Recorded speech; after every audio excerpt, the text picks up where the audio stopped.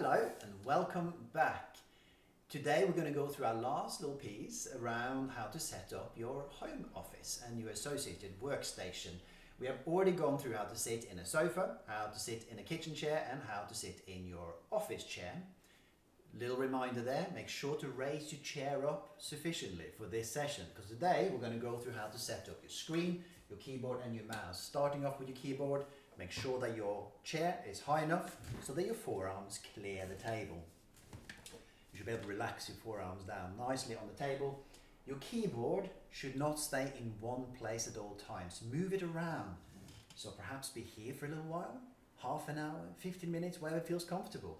Then push the keyboard back a little bit so you can relax your arms down on the desk. We don't sit like this anymore, all right? In the olden days, perhaps when we had those old school typewriters, different matter altogether. People had terrible problems with their neck and shoulders, no doubt. These days we can relax the arms down a bit more on the desk, so do that. That's your keyboard. Move it around regularly, change your position.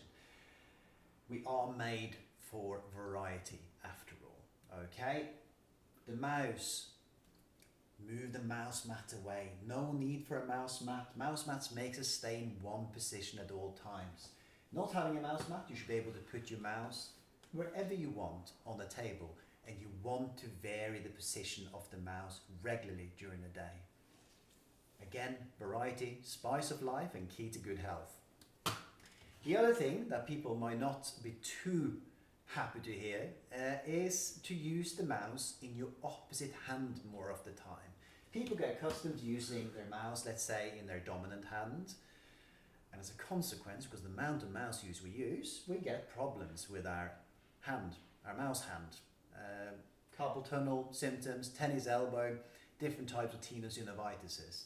So, to reduce the risk of repetitive strain injury, let's split the load up and use the mouse in our opposite hand a bit more of the time. Yes, you may not like it, but it will take you perhaps a couple of weeks to get properly used to it, by which time you'll be ambidextrous. You'll be able to use both hands and both of your hands will be happier as a direct consequence. Less need to come and see a physiotherapist. Fine. Now the screen. This is an important point and people tend to forget it. Your screen is super important for your posture. The further away your screen is, the more likely you are to lean into it to see the typing on or the data that's on your screen. And the other thing, the lower down your screen is, again, the typical posture we tend to get into is this type of stooped flex posture. Just heaven for back pain, neck pain, shoulder pains and all the rest. So, ideally you like your screen at an eye or forehead level. Box, simple box. Put the box underneath your screen, like so. There we go. And voila. The screen is now quite nice and high and it will encourage me to sit in a taller, healthier, S-shaped posture.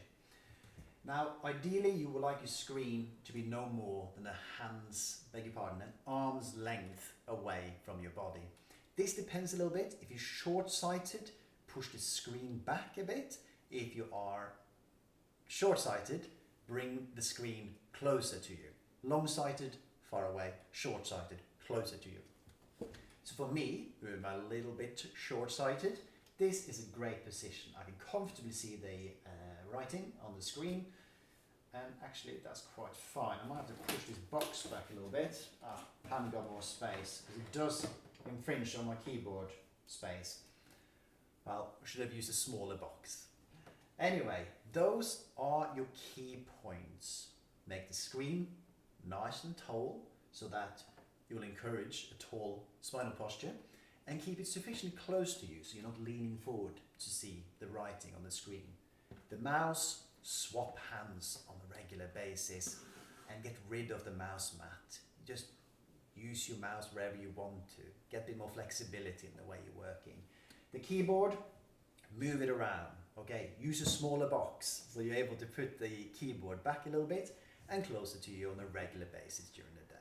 And make also sure that your your chair is sufficiently high so that your forearms clear the table. That's pretty much it. And with that sort of finalizes the ergonomic setup of your home office. Next video, we're going to be talking about diet and how to reduce the risk of having severe effects of illness such as COVID-19 by simply changing the way you eat. And you might even find that you might lose a few pounds doing it as well. All right, till next time, goodbye.